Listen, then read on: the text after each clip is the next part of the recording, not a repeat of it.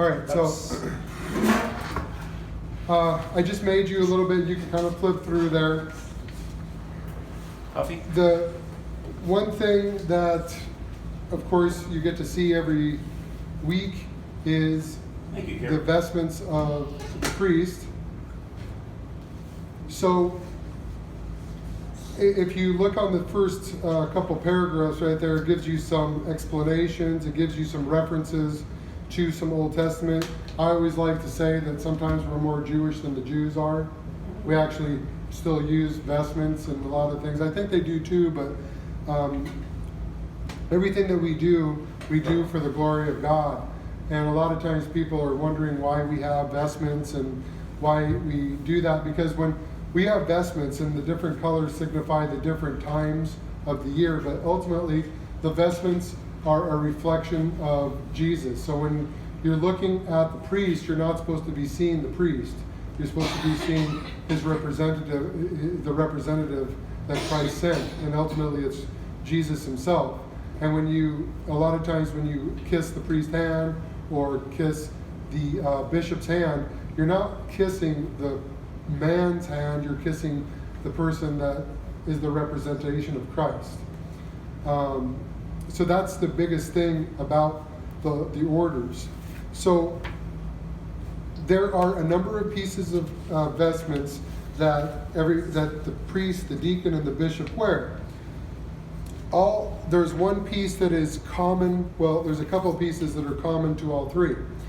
The first piece that is common to all three of the orders is what's called the staccato, and it's all in Greek. I'm sure there's Russian names for them, but I don't know them. But the staccato is the long piece that is worn underneath everything. It's got the cross on the back, and then the sleeves are tied up so that way you can put the cuffs on. So if you read there, the staccato is typically supposed to be white. Okay, I know a lot of times you've probably been to churches and the priests, you see them wear gold or purple or whatever, but truthfully, they're always supposed to be white. And the reason is if you read here, it says the staccato is the inner garment reaching to the floor. It signifies the purity of heart and should be inseparable from the priestly office. It states Christ's purity and illumination as well as the purity and brightness of the holy angels. Worn as the undermost vestments by the bishops and priests and the deacons. It's usually made from the simple white or gold fabric. It is worn as an outer vestment by deacons and subdeacons, but it's usually more decorated. So whenever you see the deacon wear the staccato, you normally see the design work on it, but ultimately the staccato is that piece. And then as before service, there's a number of prayers that are said in front of the iconostases, and then there are prayers that are said. There's a prayer that's said before you vest, you're supposed to wash your hands and everything like that. So the prayer here, and Mark, you want to read that prayer? Number one. My soul shall exalt in the Lord, for he has endued me with the robe of salvation, and with the garment of joy has he clothed me. He has set a crown on my head like a bridegroom, and like a bride he has adorned me with comeliness. So as you're saying, as you're vesting, you're saying these prayers, and you're kind of meditating on what you're doing and what you're preparing. Because like I said, you are putting the vestments of Christ. When Jesus instituted the apostles to go out forth through the world, he instituted the priesthood. He instituted those that are sending out and going out among the world to give the message of the gospel. Okay? So the next piece, and I'm going to kind of skip over to the other one because it's the same. We're going to go to number 4 because it's the same between all three, the bishop, the priest, and the deacon, are the cuffs. And the cuffs are going to have a number of rings. Some of them are solid, where that they don't lose shape. These ones are a little bit different because you can actually fold them and you can travel with them and everything like that. But each one of these are worn on the one on the left, one on the right hand, and it says it's the epimenikia, which is again a Greek word, symbolizes God's creative hands and His omnipotence. The cords which tied them represent the rope which the Lord was tied. So every little thing that we do has kind of a significance to it. So, Anna, you want to read the next prayer, putting on the first epimenikia, number 4. The right hand of the Lord is glorified with strength. The right hand of the Lord has shed within me. Carried the ball before God's crushed them. And it hurts first. That's okay, thank you. And then, Carrie, do you want to read the second one, the left cup?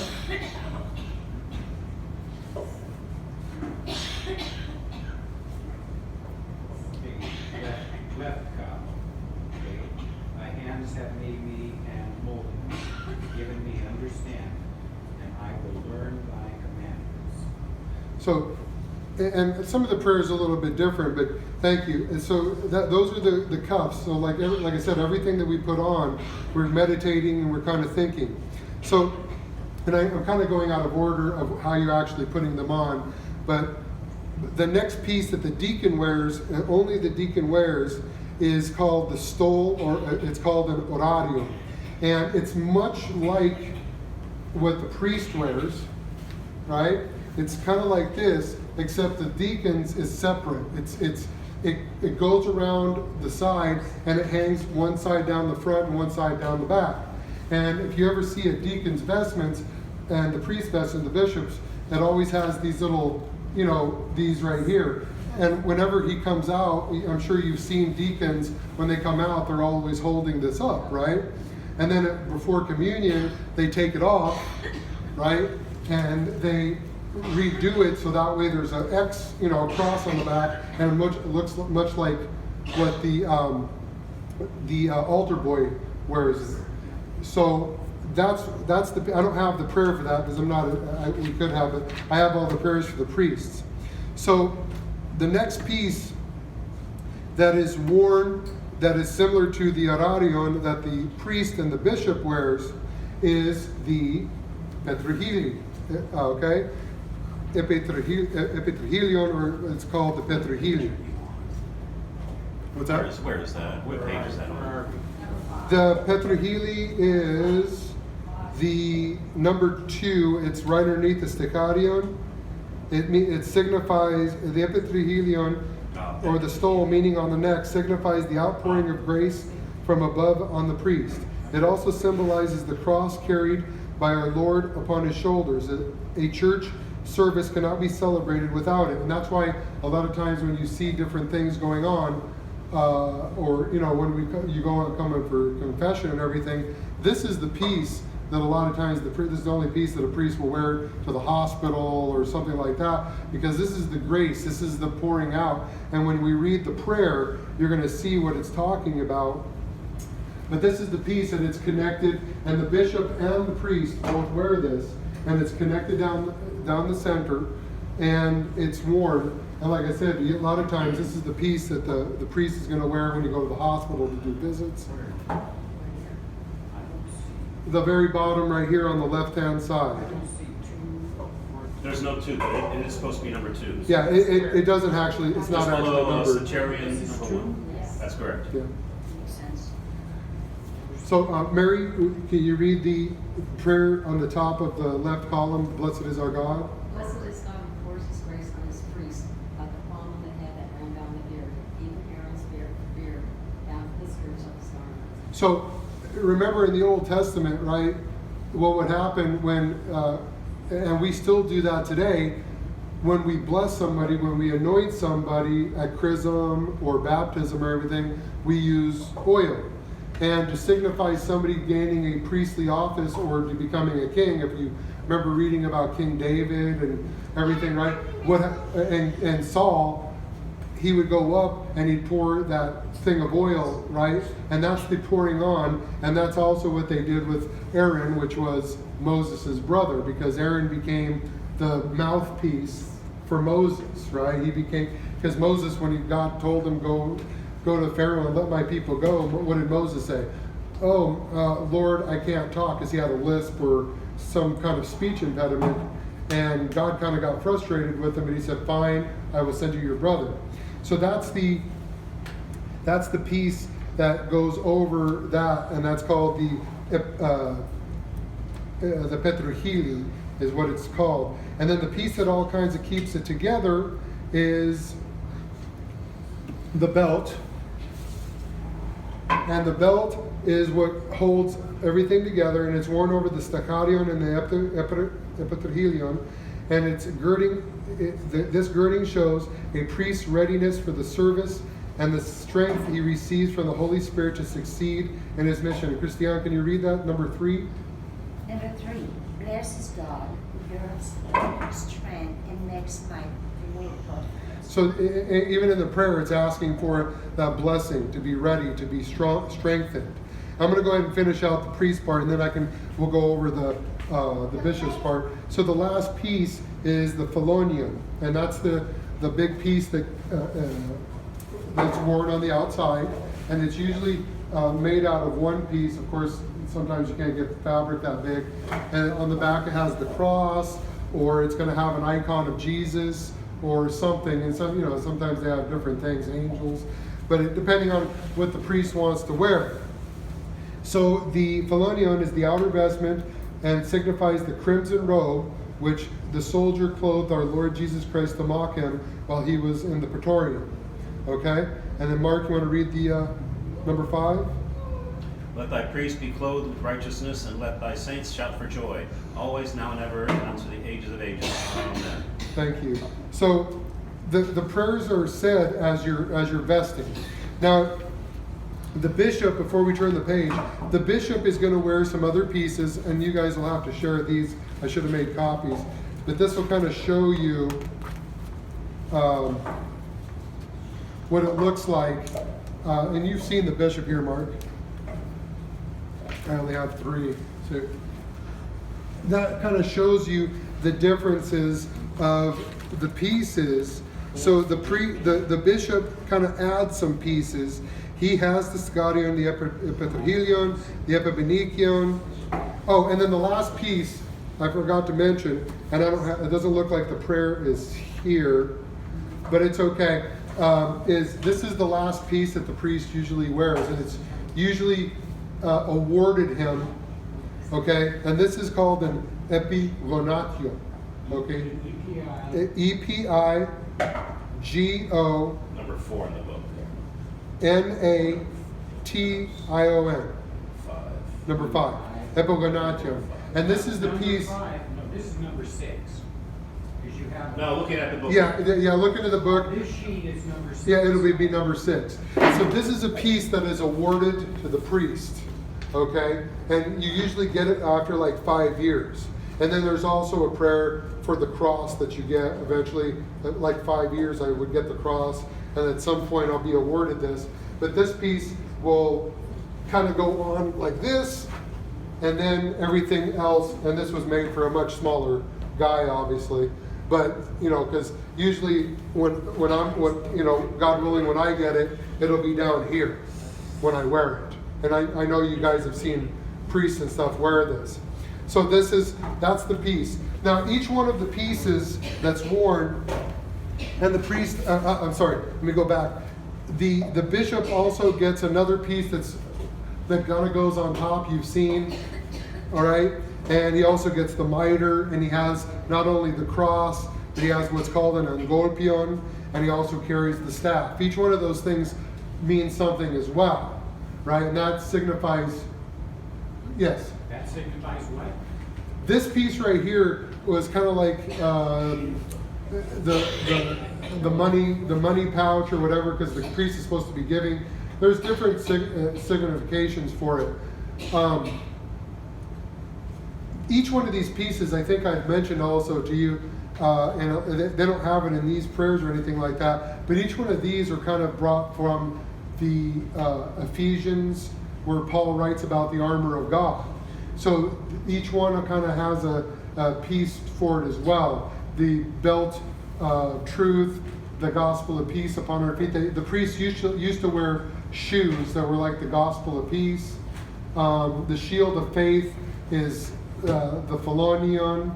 The breastplate of righteousness would be this. I know I'm kind of bouncing around, but I'm just trying to give you kind of a high overview of everything. So each piece signifies something, and each piece has a prayer, and then the bishop also has separate prayers, okay, that he's going to wear. So if you flip over, and the second page kind of gives you a little bit of more of a breakdown of it, and has a little bit more prayers. The second page right here, where it kind of shows each piece. Just want to get a picture of that, okay? And this actually the next two pages. The third page kind of talks about there's two candles that the Bishop Gregory doesn't have me use them, but usually there's a couple of candles that he would use to do the blessings. I know you guys have seen the bishops do that, but you can read that at your leisure. The next page after that, which is this page, this kind of gives you an idea as well. So the Stecarion, the Orarion are the first two things that's listed up there, but also the Stecarion is something that all the orders wear. And then the number 3, I know the numbers are kind of hard to see, but number 3 is the third piece over. That's the phalonion that I showed you. Number 4 is the epitrachilion. Number 5 is the mandibles or the cuffs. Now this, and then it talks, it then has the belt. It also has a couple pieces that the Russian church uses that the Greek church does not. Okay, this number 7 right here is called the thigh shield. The thigh shield is something that a lot of the Russian churches, some of the older Russian churches will use. I served with I served with a Russian retired priest, and he had that. That's like one of the first things that they get awarded, and it'll be on one side, and then this would be on the other. Okay, but for whatever reason, the Greek Archdiocese has got rid of it. Now, some priests, number 10, it's called a kalimafi. The kalimafi is, and you've seen Bishop Gregory wear something similar, right? He has the black thing, right? The kalimafi has like the stole kind of going back. Well, priests can wear those also. There's a kalimafi that's for the married priest, and there's one for the unmarried priest. The married priest will wear one that is straight, right? And well, I've seen both, and then there's other ones that have like a little brim, right? You've seen that, right? And those are the hats. Number 9 is something that's kind of a Russian thing too. I have never seen anybody wear one of those. That's a very old piece. Now, most of the time, number 11 is the mitre. If you go to St. Matrona, have any of you have been to St. Matrona, the priest there wears a mitre. And the priest that used to be here used to wear a mitre as well. That is something that's kind of done away with because the mitres are mostly for the bishops, right? Obviously you've seen the bishops wear the mitre, but some priests at some point get elevated and they become mitred priests or archpriests. So that's what the mitre is. And the number 13 and 16, the 13 is when eventually I'll get awarded the cross, but the bishops wear that. And then the Angolpion is, I think it looks like number 14. It's called a Panagia, but that has the Virgin Mary and the Christ child on it. That is you've seen the bishops, one with the cross and one over here, right? That's what they both wear. This other thing in the middle, the rug, it's not really used. And then, of course, you've seen the bishops use the staff, and that staff is brought from the Old Testament as well, when the Israelites were, when they were being poisoned by the snakes, and God told Moses to build the staff with the bronze serpents on it, and if they got bit by the snakes, they were to look at that staff, and then they wouldn't be poisoned and die. So that's what that little staff is. And then the last page, again, kind of gives you little arrows to show you exactly where everything goes. And this actually has some of the Russian words, palitsa, which is the epigonation that I talked about. The nabaraneknik, that, like I said, is not really used. I've only seen one priest use that. So that's kind of just a brief synopsis of every week we put on every service we put on these pieces of vestments. Now, a lot of times we don't really look at like the altar boy, right? But the altar boy is actually when you get blessed as a reader, as an altar boy, that's actually the first step to the priesthood. So everybody, any altar boy that's been blessed as a reader is technically, like Mark was blessed as a reader. I don't know if Carrie you were, but tonsard is a reader. That's the first step is the priesthood. So Mark, if you wanted to, could become later on a subdeacon. Would be the next step. There's different steps. We've instituted these steps. Originally it wasn't like that. There were certain priests that were automatically just elevated, or even lay people. There were certain bishops that were just, oh, you're a lay person, you're a great person, you're a holy person, we're going to put you as bishop. But now we do the stepping stones. You have to be, most of the time you're not even become a subdeacon, but you at least have to be a deacon for one day, which is what happened to me. I was a deacon for one day, and then the next day I was ordained into the priesthood. And then the next step for celibate priests would be, or those that have become, that have lost their wives, obviously, if they're they become bishops. So basically, I just wanted to give you a brief synopsis of everything, give you the prayers. I read over this quickly. I can make other copies with the other prayers for the Epigonati. My book inside my office has it. But those are the pieces of that the priest wears, and as I said, one goes on top of the other. Yes, Gary. We're just going back to the pectoral cross. Yes. It says it's awarded to priests. Yes. For service to the church. So do you have to be awarded it? Yes. Are we for that? Yeah. So around 5 years. Oh, okay. Why you don't wear one? Right. Around 5 years, or when Bishop Gregory, and usually it's about 5 years. And in the Carpatho-Russian Church, there's actually different colors. You would get a wooden cross, I think, is when you're serving the law, which is kind of interesting to me that the wooden one is the final one. But there's a silver one, there's a gold one, and some of the other churches don't have the different colors signifying the years. But at 10 years, I would get a gold one. At another certain amount of years, I would get another one. Yeah. And the same thing with this. This is awarded, yeah. And then this one would be awarded to you as well. Typically, this is given to you after about 5 or so years or whatever, however long. The Greek Archdiocese, the Greek portion of our church, this is usually awarded when you become a father confessor, when you're able to take confession. The Carpatho-Russian Church is not like that.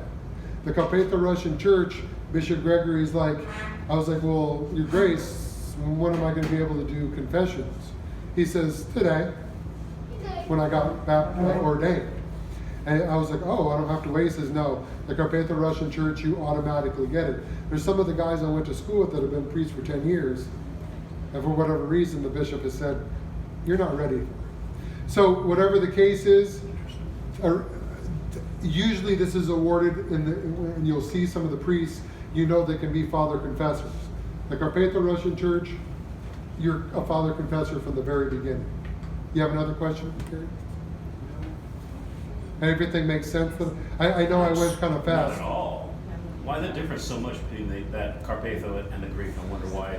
I'm just curious, thinking to myself, well, why would they make that differentiation? So a lot of times, because the Carpatho-Russian Church was kind of enveloped by the Greek Archdiocese, because you got to remember the churches were all separate. Well, when they came to this country from the Carpatho-Russian mountains, they became part of the church. So, but, and as you realize, when I first started, there was traditions and everything like that I had never seen, like after communion having the wine, little cups of wine. That's local customs. That's local customs that are done. And the reason why things are still different is because the bishops, the patriarch they haven't really said, no, I want you to stop doing that. If it's something that's not disruptive or something like that, it's kind of like kissing the chalice, right? It's a local custom. It shouldn't be done. Because, as I explained a while ago, I think when you receive communion, right, you shouldn't be touching the chalice with your lips. There could be dust on the bottom. There could be, so all these local customs that are done are sometimes allowed, but the differences that are allowed are stuff that's not big enough to cause division. So that's why the Carpatho-Russian Church is kind of on its own with some things, like washing the hands. I had never done that, but I've continued doing that. Some of the priests will put Is that more Greek or Carpatho? No, that's or Carpatho-Russian. Orthodox? That's more Russian. I've never seen that in the church, like right before you see me step off to the side, or the altar boy comes over with the water so I can wash my hands during the Lord's Prayer. Well, that's something that's done in the Carpatho-Russian Church that they said that we could continue doing it. That's why when Bishop Gregory, that's why we commemorate the Patriarch Bartholomew, that's why we're under the auspices of the Greek Archdiocese. Interesting. Cool. This is everything you told us about the bread.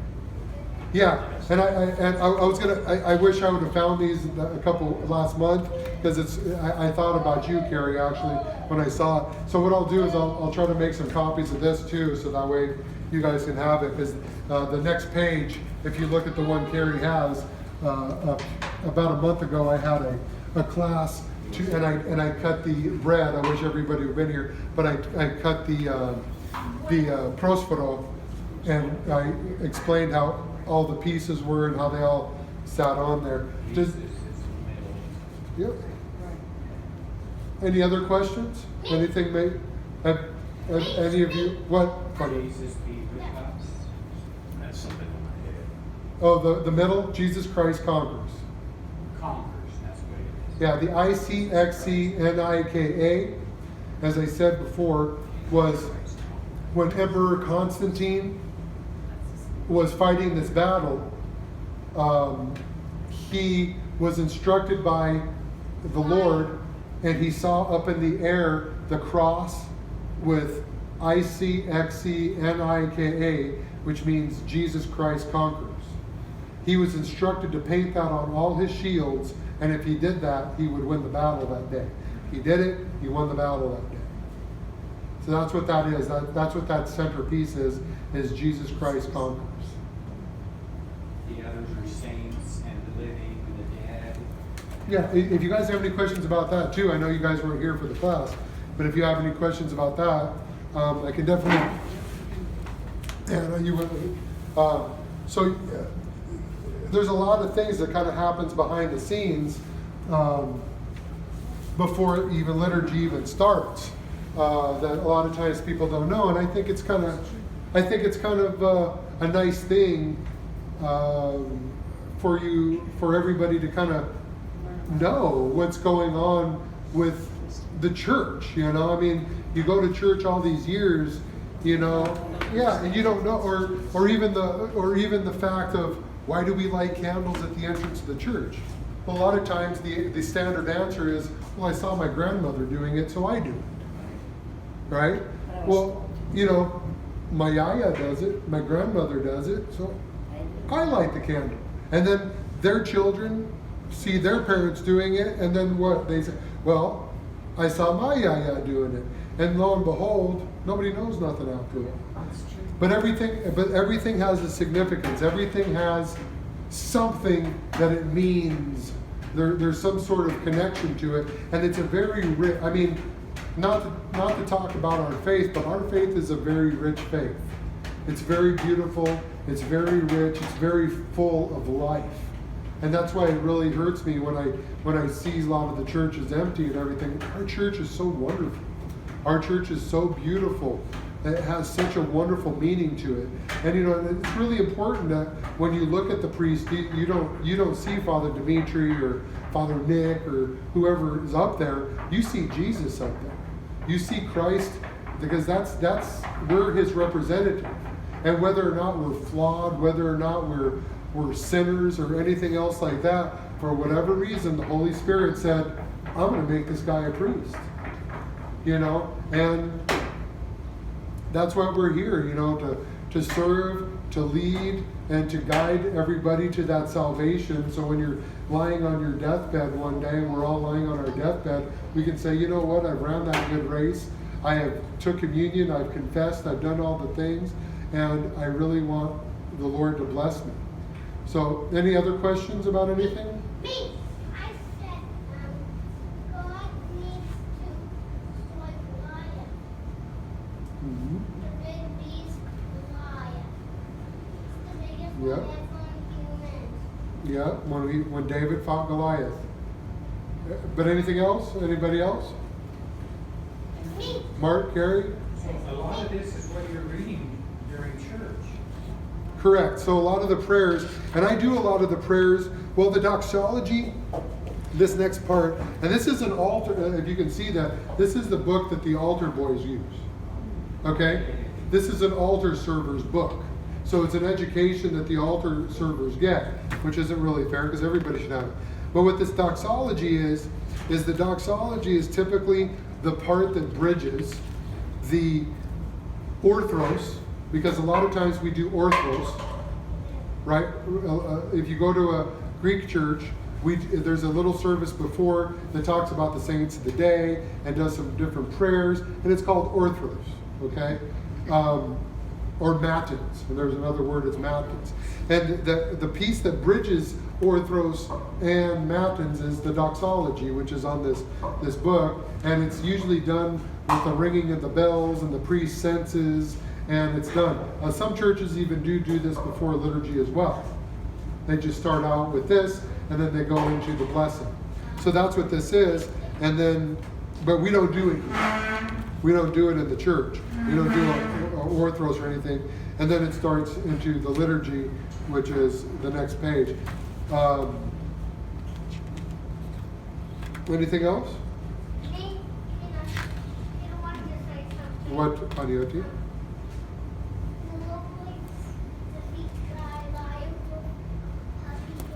Yes. David was a little boy when he defeated Goliath. Carrie, anything else?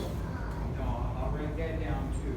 David was a little boy when he met Goliath. Mark? Mary, Anna, Christiane, anything?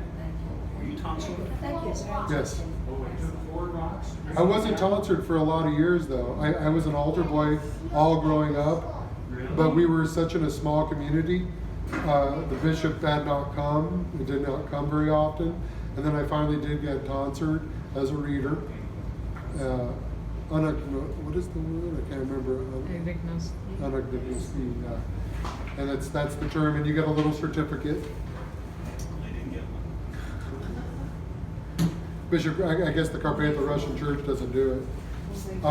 But yeah, I was tonsured as a reader. I was not a subdeacon. And like I said, I was only a deacon for one day. And whenever you get ordained, you're actually the top priest or deacon for 24 hours. You're the number one. So the day I became ordained, for one whole day, 24-hour time, I was the top priest. Anywhere I would have went, I'm the top celebrant. And then after that, I become the lowest. Now I'm no longer the lowest because As a other guys monastery. have become other guys have become ordained after me. So now, and usually when you're in the altar, it goes by years of service. So the bishop would be serving, and then if there's you know, a priest that's been there 10 years, a priest that's been there 5 years, 1 year. Everybody stands around years of service and does different things. That's why they do the dance up in the altar and they have 4 or 5 of them. Right, So here, no over here, no over here, no over here. right. Anything else? No, it's interesting. Thank you. You're welcome. Very good. And I made copies for everybody, so like I said, if you guys want, I can make copies of the, and this is everything that I told you, last, about a month ago. We're gonna have that in our church world, produce a All right, they did last time. Yeah, boo. all right, well, let me go put everything away and we can eat. Thank you for listening and, Yep. Thank you so much. you're welcome.